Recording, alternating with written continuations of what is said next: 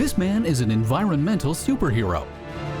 He's helped save a village in Malaysia from floods, waded through poisoned waters in the BC interior, and braved the financial wilderness of Bay Street.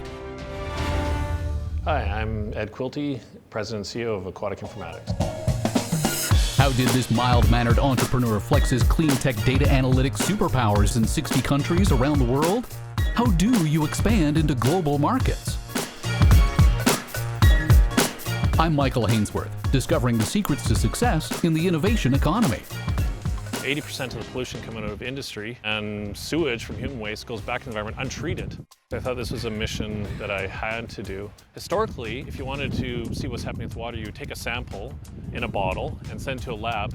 You maybe come back a week later, a month later. These sensors came out in the early 90s where you could basically take that sensitive equipment they have in labs and put it actually in the river.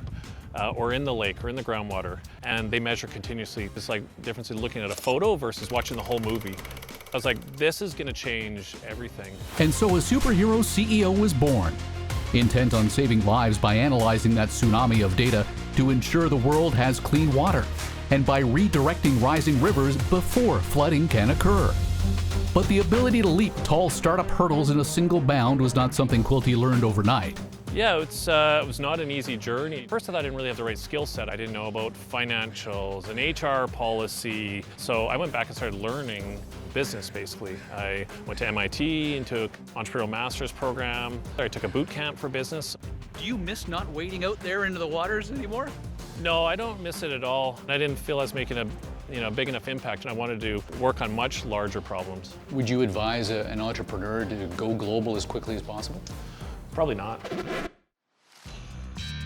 For Quilty's Aquatic Informatics to work on much larger problems, his first step was to expand into his nearest neighbor, the United States.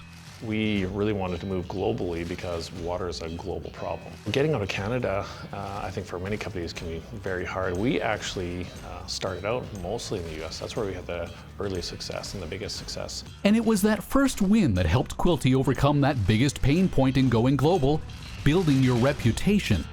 A reputation is really important. The clean tech market's a really challenging market to get into. At the core of it, it's very conservative. And they can't really afford to take big bets. We got to start really selling to people that trusted me. Quilty first leveraged the contract and the cachet of working with the biggest player in the world into contracts within the company's comfort zone. So our approach is really to start with Commonwealth countries. So we sold into Australia, New Zealand, England, of course, the US as well. But after helping save the Western world's water, Quilty turned his steely gaze further afield. Thailand, Indonesia, Brazil, Argentina. So I had a certain amount of comfort in interacting with those countries and cultures.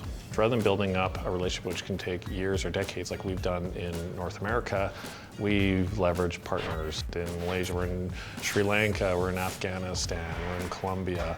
These areas, we've really had to find partners that work with our end market there. And for Quilty, when it came time to acquire those partners, growth through acquisition required a different kind of partner, one that understood the innovation economy.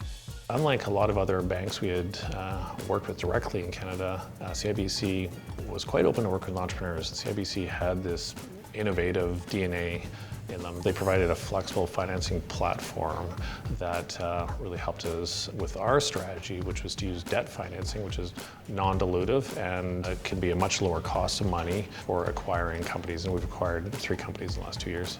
Did you bring your hip waders? Did not bring them today. In fact, I donated them to the University of British Columbia. I'm confident I won't need them again.